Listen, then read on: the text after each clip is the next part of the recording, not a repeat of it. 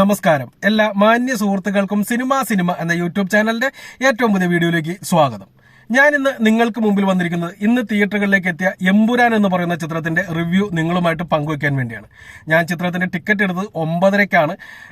ഇപ്പോൾ 12:30 1 മണി വരെയായിട്ട് സിനിമ ഉണ്ടായിരുന്നു. കാരണം കുറെ പരസ്യങ്ങളൊക്കെ ഉണ്ടായിരുന്നു. അത് കഴിഞ്ഞ് പടം കഴിഞ്ഞ് തിരിച്ച് വീട്ടിലേക്ക് എത്തിയതിനു ശേഷം ചെയ്യുന്ന വീഡിയോയാണ്. വേറെ ആരുടെയും റിവ്യൂ ഇതുവരെ കണ്ടിട്ടില്ല. റിവ്യൂകളൊക്കെ എല്ലാം കണ്ടു കഴിഞ്ഞിട്ട് തിയേറ്റർ എക്സ്പീരിയൻസ് ഒക്കെ കേട്ട് കഴിഞ്ഞതിന് ശേഷം ഒരു വീഡിയോ കൂടി ചെയ്യാമെന്ന് ഞാൻ ആഗ്രഹിക്കുന്നുണ്ട്. അതിന്റെ കാരണം എന്താണെന്നുള്ളത് ഈ വീഡിയോയിലൂടെ തന്നെ നമുക്ക് പറയുകയും ചെയ്യാം. എന്ത് തന്നെയായാലും ഈ സിനിമ നല്ലതാണോ ചീത്തയാണോ എന്നറിയാൻ വേണ്ടി മാത്രമായിട്ട് വന്നിരിക്കുന്നവരോട് ഒറ്റ കാര്യമേ പറയാനുള്ളൂ. നിങ്ങൾ കാണാൻ പോകുന്നത് ഒരു മലയാള സിനിമയാണ് എന്ന് പോലും നിങ്ങൾക്ക് തോന്നില്ല. അത്ര ഗംഭീരമായിട്ടുള്ള ഒരു മേക്കിങ്ങും കാര്യങ്ങളൊക്കെ അടങ്ങിയിട്ടുള്ള ഒരു സിനിമയാണ്. അതുപോലെ തന്നെ മോഹൻലാൽ ആരാധകർക്ക് നല്ല രീതിയിൽ തന്നെ തിയേറ്ററിൽ കയറി കൈയടിച്ച് വിസിലടിച്ചിരുന്ന് കാണാനുള്ള ഒരു ഐറ്റം നിങ്ങൾക്ക് വേണ്ടി ഒരുക്കി വെച്ചിട്ടുണ്ട്. മറ്റുള്ള ആളുകൾ എങ്ങനെ ഈ സിനിമയെ വിലയിരുത്തും എന്നുള്ളതിനെ കുറിച്ച് നമുക്ക് കുറച്ചുകൂടി ഡീറ്റെയിൽ ആയിട്ട് സംസാരിക്കാം. എന്റെ വ്യക്തിപരമായിട്ടുള്ള അഭിപ്രായം പറയുകയാണ് എന്നുണ്ടെങ്കിൽ എനിക്ക് ഈ സിനിമ നല്ല രീതിയിൽ ഇഷ്ടപ്പെട്ടു എന്ന് പറയുമ്പോൾ ഒരു കാര്യം കൂടി ആദ്യമേ തന്നെ പറയേണ്ടതുണ്ട്. നിങ്ങൾ ലൂസിഫർ കണ്ടവരാണ്, നിങ്ങൾ ലൂസിഫർ ഇഷ്ടപ്പെട്ടവരാണ് എന്നുണ്ടെങ്കിൽ നിങ്ങൾക്ക് തീർച്ചയായിട്ടും ഈ സിനിമ ഇഷ്ടപ്പെടും. അങ്ങനെ പറയാനുള്ള കാരണം എന്ന് പറയുന്നത് ലൂസിഫർ എന്ന് പറയുന്ന സിനിമയുടെ ഒരു തുടർച്ച തന്നെയായിട്ടാണ് ഈ സിനിമയും വന്നിരിക്കുന്നത്. ലൂസിഫറിൽ മോഹൻലാൽ കുറച്ച് ഭാഗത്തേ ഉള്ളൂ. ഏകദേശം ആ ഒരു രീതിയിൽ തന്നെയാണ് മോഹൻലാലിന്റെ ഇൻട്രോ തന്നെ കുറച്ച് വൈകിയെന്ന് വേണമെങ്കിൽ പറയാം. ബാക്കി കാര്യങ്ങളെല്ലാം തന്നെ ആ ഒരു രീതിയിൽ തന്നെയാണ് വന്നിരിക്കുന്നത്. എന്നാൽ ഈ സിനിമയുടെ ഏറ്റവും വലിയ പോസിറ്റീവായിട്ടുള്ള ഒരു ഘടകം എന്താണെന്ന് വെച്ചാൽ നമുക്ക് വളരെയധികം ഇമോഷണലി കണക്ട് ആവുന്ന സബ്ജക്ട് തന്നെയാണ് തെരഞ്ഞെടുത്തിരിക്കുന്നത്. അതിന്റെ ഓരോ ഭാഗങ്ങളും കൃത്യമായിട്ട് തന്നെ അവർ ചെയ്ത് തിയേറ്ററുകളിലേക്ക് എത്തിച്ചിട്ടുണ്ട്. അത് നമ്മളിലേക്ക് കറക്റ്റായിട്ട് കണക്ട് ആവുന്നുണ്ട് എന്നുള്ളത് തന്നെയാണ് ഏറ്റവും വലിയൊരു പോസിറ്റീവായിട്ടുള്ളൊരു ഘടകം. അല്ല എന്നുണ്ടെങ്കിൽ വെറുതെ തിയേറ്ററിൽ എന്തോ നടന്നുകൊണ്ടിരിക്കുന്നത് നമ്മൾ അതിരുന്ന് കണ്ടുകൊണ്ടിരിക്കുന്നു എന്നുള്ളൊരു ഫീൽ വരും. ഇത് അങ്ങനെയല്ല. ഇമോഷണലി എല്ലാ സീനുകളും ഗംഭീരമായിട്ട് തന്നെ കണക്ട് ആവുന്നുണ്ട്. പിന്നെ മോഹൻലാലിന്റെ ആ ഒരു പ്രസൻസ്, മോഹൻലാൽ സ്ക്രീനിൽ വരുമ്പോഴൊക്കെ ഉണ്ടാകുന്ന ആ ഒരു എനർജി, അത് ഗംഭീരമായിട്ട് തന്നെ പറയാൻ സാധിക്കും. ഓരോ സീനിലും നമ്മളിപ്പോ തിയേറ്റർ കിടുങ്ങുന്ന ഇൻട്രൊഡക്ഷൻ എന്നൊക്കെ നമ്മൾ വേറെ പല സിനിമകളിലൊക്കെ കേട്ടിരുന്നു. യഥാർത്ഥത്തിൽ തിയേറ്റർ കിടുങ്ങുന്ന ഇൻട്രൊഡക്ഷൻ തന്നെ കൊടുത്തത് ഈ ഒരു സിനിമയിലാണ് എന്ന് തന്നെ പറയേണ്ടിയിരിക്കുന്നു. മോഹൻലാലിന്റെ ഇൻട്രൊഡക്ഷൻ ഒരു 1.5 ഐറ്റമാണ്. നിങ്ങൾ ഫാൻസുകാർക്ക് ആ ഒരു ഇൻട്രൊഡക്ഷൻ മാത്രം മതി കൊടുത്ത കാശ് മുതലാവാൻ. അത്ര ഗംഭീരമായിട്ട് തന്നെ ചെയ്തു വെച്ചിട്ടുണ്ട്. അതുപോലെ തന്നെ ഈ പറഞ്ഞ മാതിരിയുള്ള ഒരു ഇന്റർനാഷണൽ സബ്ജക്റ്റ് ആണ് സംസാരിക്കുന്നതെന്ന് പറഞ്ഞല്ലോ.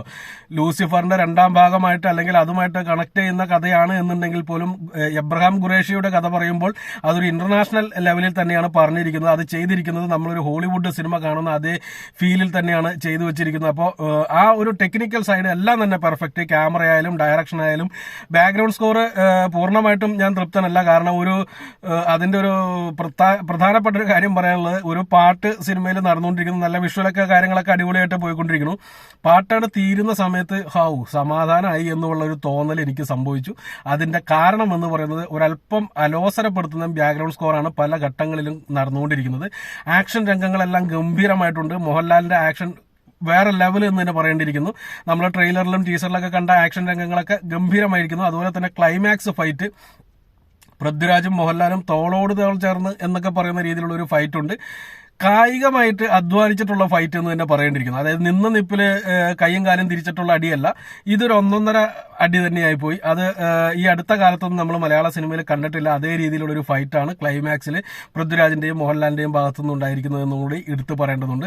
അഭിമന്യു സിംഗ് എന്നുള്ള പേര് പറയാതെ ഈ സിനിമയുടെ റിവ്യൂ പൂർത്തിയാക്കാൻ പറ്റില്ല.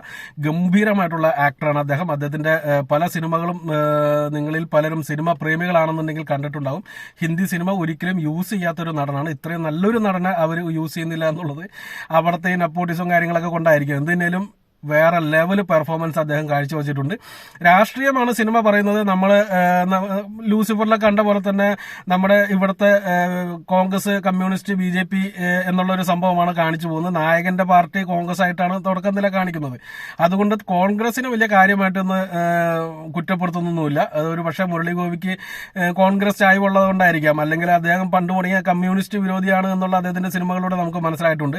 അപ്പോൾ കമ്മ്യൂണിസ്റ്റുകാരെയും BJP-കാരെയും വളരെ കാര്യമായിട്ട് കുറ്റപ്പെടുത്തി വിടുന്ന സമയത്ത് കോൺഗ്രസ്സുകാരെ ഒന്ന് തടവി വിടുന്നതായിട്ട് അല്ലെങ്കിൽ തലോടി വിടുന്നതായിട്ടാണ് എനിക്ക് ഫീൽ ചെയ്തത്. മറ്റൊരു കാര്യം എന്ന് പറയുന്നത് മഞ്ജു വാര്യരുടെ കഥാപാത്രമാണ്. ഇന്റർവെല്ലിന് ശേഷം നമുക്ക് രോമാഞ്ചം ഉണ്ടാക്കുന്ന അല്ലെങ്കിൽ അതേപോലുള്ള ടേണിങ്ങുകളൊക്കെ അവരുടെ ഭാഗത്തുനിന്ന് ഉണ്ടാവുന്നുണ്ട്. ഗംഭീരമായിട്ടുള്ള പെർഫോമൻസ് അവരുടെ ഭാഗത്തുനിന്നുണ്ടായി. അതുപോലെ തന്നെ ജിതിൻ രാംദാസ് എന്ന് പറഞ്ഞ കഥാപാത്രമായിട്ട് വന്ന ടൊവിനോ തോമസ് ഗംഭീര പെർഫോമൻസ് ആയിരുന്നു. പക്ഷെ ഈ പറഞ്ഞ മാതിരി തന്നെ അദ്ദേഹം വില്ലനാണോ നായകനാണോ എന്നൊക്കെ ഉള്ളൊരു ചോദ്യമൊക്കെ പടം റിലീസ് ചെയ്യുന്നതിന് മുമ്പുണ്ടായിരുന്നു. അതൊക്കെ നിങ്ങൾക്ക് സിനിമ തിയേറ്ററിൽ ഇരുന്ന് കാണുമ്പോൾ തന്നെ മനസ്സിലാവും. അതുപോലെ തന്നെ ഇതിനകത്ത് പൃഥ്വിരാജിന്റെ ഫ്ലാഷ് ബാക്ക് കാണിക്കുന്നുണ്ട്. അതൊരു നല്ല ഒരു ഒന്നൊന്നര ഐറ്റമായി പോയി. പടത്തിന്റെ സ്റ്റാർട്ടിങ് തന്നെ അതാണ് കാണിക്കുന്നത്. അത് കുറച്ച് ലെങ്തി ഉണ്ട്, ഏകദേശം അരമണിക്കൂറോളം ആ ഒരു സിറ്റുവേഷനാണ് കാണിക്കുന്നത്. വേറെ ലെവൽ മേക്കിംഗ് കിട്ടാ രംഗമൊക്കെ, അതൊക്കെ പറയാതിരിക്കാൻ പറ്റില്ല. അതുപോലെ പൃഥ്വിരാജിന്റെ ചെറുപ്പകാലം അഭിനയിച്ചിരിക്കുന്ന അദ്ദേഹത്തിന്റെ തന്നെ മറ്റേ സലാറിൽ ചെറുപ്പകാലം അഭിനയിച്ച പയ്യനാണ്. പുള്ളിയും ഗംഭീരമായിട്ട് പെർഫോം ചെയ്തിട്ടുണ്ട്. എല്ലാവരും ആർട്ടിസ്റ്റുകളായാലും എല്ലാം തന്നെ ടെക്നിക്കൽ സൈഡൊക്കെ ആയാലും വളരെ ഗംഭീരമായിട്ട് തന്നെ ചെയ്തു എന്ന് തന്നെ പറയേണ്ടിയിരിക്കുന്നു. നെഗറ്റീവ് കാര്യങ്ങളുണ്ടോ എന്ന് ചോദിച്ചാൽ നെഗറ്റീവായിട്ടുള്ളൊരു വലിയൊരു കാര്യം പറയാനുള്ളതെന്ന് വെച്ചിട്ടുണ്ടെങ്കിൽ അത് എല്ലായിടത്തും പറയേണ്ട ഒരു കാര്യം തന്നെയാണ്. പക്ഷേ ഈ പറഞ്ഞ മാതിരി ലൂസിഫർ കണ്ടിട്ട് നിങ്ങൾക്ക് വരുമ്പോൾ അങ്ങനെ ഒരു സംഭവം തോന്നേണ്ട കാര്യമില്ല. അതല്ലാതെ ഇപ്പോൾ പുറത്തുനിന്ന് ഒരാൾ ഇപ്പോൾ ഒരു മോഹൻലാൽ പടം എന്നുള്ള രീതിയിലാണല്ലോ ഇവരിത് പുറത്ത് മാർക്കറ്റ് ചെയ്യുന്നത്. അപ്പോൾ അവരെ സംബന്ധിച്ച് അവരിത് പടം കാണാൻ വരുന്ന സമയത്ത് ഏകദേശം നല്ല ടൈം എടുക്കുന്നുണ്ട് മോഹൻലാലിന്റെ ഇൻട്രൊഡക്ഷൻ വരാനായിട്ട്. അത് കുറച്ചധികം വെയിറ്റ് ചെയ്യിപ്പിച്ച മാതിരി തന്നെ ഫീൽ ചെയ്യുന്നുണ്ട്. കാരണം ഈ പടം കാണാൻ പോകുന്ന ഇപ്പോൾ ഞാനായാലും മോഹൻലാലിന്റെ പടം കാണാൻ എന്നുള്ള പ്രതീക്ഷയിലാണല്ലോ നമ്മൾ ടിക്കറ്റ് എടുക്കുന്നത്. നമ്മൾ കയറി തിയേറ്ററിൽ ഇരുന്ന് കഴിഞ്ഞിട്ടുണ്ടെങ്കിൽ നല്ലൊരു ഗംഭീരമായിട്ടുള്ള ഒരു സീൻ ആദ്യം കാണിക്കുന്നു. സ്റ്റാർട്ടിംഗ് സീൻ ഗംഭീരമായിട്ടുള്ള ഒരു സാധനം കാണിക്കുന്നുണ്ട്, ഇറാഖിൽ വെച്ചിട്ടുള്ളത്. അത് കഴിഞ്ഞിട്ട് നമ്മുടെ ഇവിടുത്തെ നമ്മൾ വളരെ ഫേമസ് ആയിട്ടുള്ള ഒരു കലാപം കാണിക്കുന്നുണ്ട്. ഈ രണ്ട് കാര്യങ്ങളൊക്കെ വലിയ കാര്യമായിട്ട് തന്നെ കാണിച്ചു പോവാണ്. അപ്പോൾ കുറേ ടൈം അങ്ങോട്ട് പോകുന്നു. അതിനുശേഷം വീണ്ടും മറ്റു കാര്യങ്ങളിലേക്കൊക്കെ പോകുന്നു. എല്ലാം നല്ല രീതിയിൽ തന്നെയാണ് കഥ പറഞ്ഞു പോകുന്നുണ്ടെങ്കിലും മോഹൻലാൽ വരുന്നില്ല. അത് ഒരു വലിയൊരു നെഗറ്റീവായിട്ട് എനിക്ക് ആ സമയത്ത് തോന്നി. അതുകൊണ്ട് തന്നെ എത്രത്തോളം ഗംഭീരമായിട്ടുള്ള വിഷ്വൽസും എത്രത്തോളം ഗംഭീരമായിട്ട് കണക്ട് ചെയ്യുന്ന സീനുകളാണ് കാണിച്ചതെന്നുണ്ടെങ്കിലും എനിക്ക് തോന്നുന്നു ഈ ആരാധകർ അത് ആ വെയിറ്റിംഗ് കുറച്ച് കൂടുതലായിട്ട് ഫീൽ ചെയ്യിപ്പിക്കും. അത് ഒരു പക്ഷേ അവരുടെ മനസ്സിൽ ഒരു ലാഗായിട്ട് ഫീൽ ചെയ്യാൻ സാധ്യതയുണ്ടോ എന്നുള്ളൊരു ചോദ്യം കൂടി അവിടെ വരുന്നുണ്ട്. ആ ഒരു സംഭവം എനിക്ക് വലിയ കാര്യമായിട്ട് തന്നെ നെഗറ്റീവായിട്ട് തോന്നി. അതുപോലെ തന്നെ പിന്നീട് വന്നപ്പോഴും മോഹൻലാലിന്റെ റോളുകൾ വളരെ കുറഞ്ഞു പോയോ എന്നുള്ള കാര്യം പൂർണ്ണമായിട്ടും പടം കണ്ടു കഴിയുമ്പോഴും എനിക്ക് തോന്നുന്നുണ്ട് വലിയ കാര്യമായിട്ട് തന്നെ കുറഞ്ഞു പോയെന്നാണ് തോന്നുന്നത്. കാരണം 3 മണിക്കൂറാണ് പടം, 179 മിനിറ്റ് പടമുണ്ട്.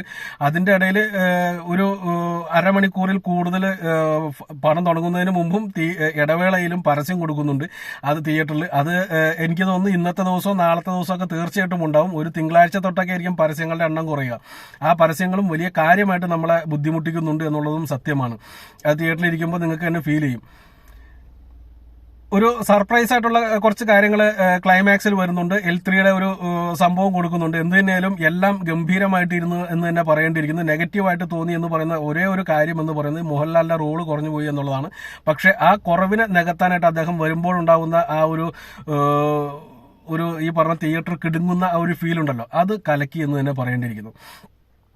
ടോട്ടലി കൊടുക്കുന്ന കാശിന് മുതലുള്ള ഒരു സിനിമ എന്ന് തന്നെ ധൈര്യമായിട്ട് പറയാം. പിന്നെ ഈ പടം തിയേറ്ററിൽ കാണാതെ നിങ്ങൾ OTTയിലൊക്കെ കാണാനിരിക്കുന്നവരോട് ഇതൊരു തിയേറ്റർ മെറ്റീരിയലാണ്. ഇത്രയും നല്ലൊരു സിനിമ, ഇത്രയും വലിയൊരു സിനിമ അത് നമ്മുടെ നാട്ടിൽ മലയാളത്തിൽ വന്നിട്ട് നിങ്ങൾ അത് തിയേറ്ററിൽ പോയി കാണാതെ OTTയിൽ കാണാൻ വേണ്ടി വെയിറ്റ് ചെയ്യുകയാണെങ്കിൽ നിങ്ങളെ ഒരിക്കലും ഒരു സിനിമാ പ്രേമി എന്ന് നമുക്ക് വിളിക്കാൻ സാധിക്കത്തില്ല എന്ന് തന്നെ പറയാനുള്ളൂ. മാത്രമല്ല ഇതൊക്കെ OTTയിൽ കണ്ടു കഴിഞ്ഞാൽ എത്രത്തോളം ഇമ്പാക്ട് ഉണ്ടാക്കും എന്നുള്ളതും എനിക്ക് സംശയമാണ്. കാരണം ലൂസിഫറൊക്കെ ടിവിയിലൊക്കെ വന്ന് കണ്ടു കഴിഞ്ഞപ്പോൾ ആൾക്കാർ എല്ലാവരും തന്നെ അതിനെ കുറ്റം പറയുന്നതാണ് കണ്ടത്. പക്ഷെ തിയേറ്ററിൽ കിട്ടിയ എക്സ്പീരിയൻസ് എന്താണെന്ന് നിങ്ങൾ തിയേറ്ററിൽ കണ്ടവർക്ക് അറിയാൻ സാധിക്കും. ആ ഒരു എക്സ്പീരിയൻസ് തന്നെയാണ് ഇവിടെയും നിങ്ങളെ കാത്തിരിക്കുന്നത്. ഒരു ലൂസിഫറിന്റെ 2ാം ഭാഗം തന്നെയാണ് പൂർണ്ണമായിട്ടും ഈ ചിത്രം എന്ന് തന്നെ പറയേണ്ടിയിരിക്കുന്നത്. അപ്പോൾ ആ ഒരു മൈൻഡോട് കൂടി തന്നെ നിങ്ങൾ പോവുകയാണെങ്കിൽ നിങ്ങൾക്ക് വലിയ ഒരു അനുഭവം തിയേറ്ററിൽ നിന്ന് കിട്ടും. അതല്ല വേറെ ഭയങ്കരമായിട്ടുള്ള സംഭവം. ഇപ്പോൾ അവർ കൊടുത്ത ഹൈപ്പൊക്കെ പ്രതീക്ഷിച്ചിട്ട് മോഹൻലാൽ തുടക്കം തൊട്ട് 3 മണിക്കൂർ മോഹൻലാലിന്റെ ഷോ ആണെന്നൊക്കെ കരുതി പോയി കഴിഞ്ഞാൽ വളരെയധികം ദുഃഖമായിരിക്കും എന്നുള്ളതും കൂടി തുടക്കത്തിലേ പറയുന്നു. നമുക്ക് ഇനി എല്ലാവരുടെയും റിവ്യൂ ഒക്കെ കണ്ടു കഴിഞ്ഞതിന് ശേഷം ഞാൻ വേറൊരു വീഡിയോ കൂടി ചെയ്യുന്നുണ്ട്. അതായത് എല്ലാവരും എന്താണ് ഈ പറഞ്ഞ കാര്യങ്ങളൊക്കെ തന്നെ പറയുന്നുണ്ടോ എന്നുള്ള കാര്യം കൂടി എനിക്കൊന്നും അറിയണം. മാത്രമല്ല ഈ സിനിമയ്ക്ക് മറ്റ് സ്റ്റേറ്റുകളിൽ എത്രത്തോളം പെർഫോമൻസ് കാഴ്ചവെക്കാൻ സാധിക്കും എന്നുള്ളതും എനിക്ക് ഇപ്പോഴൊരു കാഴ്ചപ്പാടുണ്ട്. അതും കൂടി കൂട്ടിയിട്ടുള്ള ഒരു വീഡിയോ ആയിരിക്കും വരാനിരിക്കുന്നത്. അപ്പോൾ ആ വീഡിയോയ്ക്ക് വേണ്ടി വെയിറ്റ് ചെയ്യുക. ഇത് പൂർണ്ണമായിട്ടൊരു റിവ്യൂ ആണ്, എൻ്റെ മാത്രം റിവ്യൂ ആണ്. ഓക്കെ, അടുത്തൊരു വീഡിയോ ആയിട്ട് വീണ്ടും കാണാം. അതുവരെ നന്ദി, നമസ്കാരം.